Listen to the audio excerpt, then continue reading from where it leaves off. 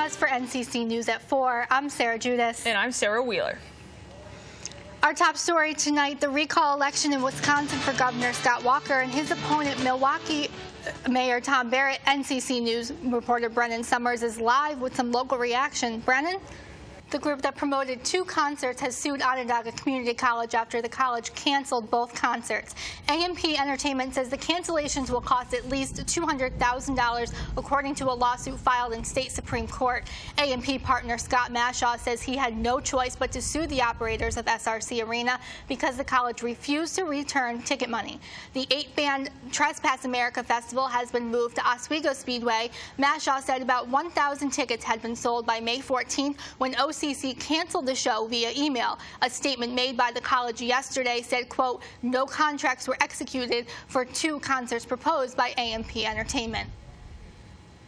There's tension in North Syracuse School District. Teachers are not happy with Superintendent Kim Dice-Fassaught's performance. The teachers union agreed last year to freeze their salaries to help balance the budget. But now there are rumors that administrators in the district, including Dice-Fawcett, might soon be seeing pay raises. The union says if the raises are true, it would be a, quote, slap to the face of the union, unquote.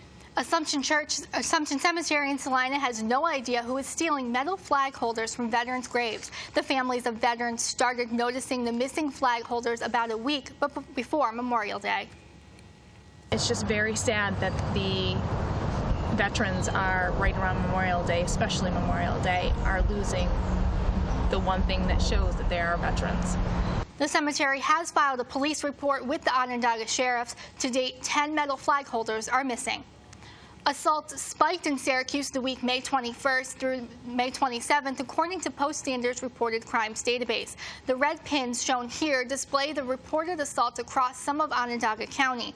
There were 26 aggravated assaults reported that week, with 20 of those in Syracuse and 6 outside of the city. That's 18 more than the week before. Zimmerman's lawyers delaying his request for a new bond hearing. His attorney, Mark O'Mara, made the announcement on his legal team's website, but offered no explanation for the delay. O'Mara says a new bond hearing won't take place for several weeks, during which time Zimmerman will stay in jail. He returned to custody on Sunday after his bond was revoked. Prosecutors say Zimmerman and his wife misled a judge about how much money they had to put up for the bond. Auto company Kia has recalled more than 70,000 of its Rio car models. The company has recalled a small car from the 2006 to 2008 model years to fix a problem with the front airbag.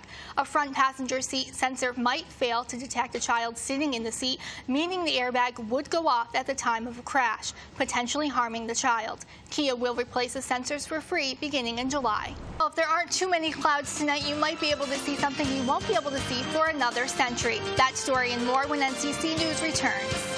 Look in the sky tonight, and chances are you might see something that happens once in a blue moon. Robin Estabrook is here to explain. Robin? Families crowded a hospital in Lagos, Nigeria today in hopes of identifying the bodies of their loved ones following Sunday's crash. The plane crashed in a busy suburb, killing all 153 people on board. Nigerian officials are still investigating the cause of the crash, but say the pilot did report engine trouble shortly before. The U.S. State Department confirms American citizens were on board the flight, but did not confirm how many. To Syria now, where there are reports government troops have faced heavy losses recently. The Syrian Observatory for Human Rights reports nearly 80 government troops have been killed in the last few days. If true, the losses would be some of the greatest for the troops since the uprising began more than a year ago.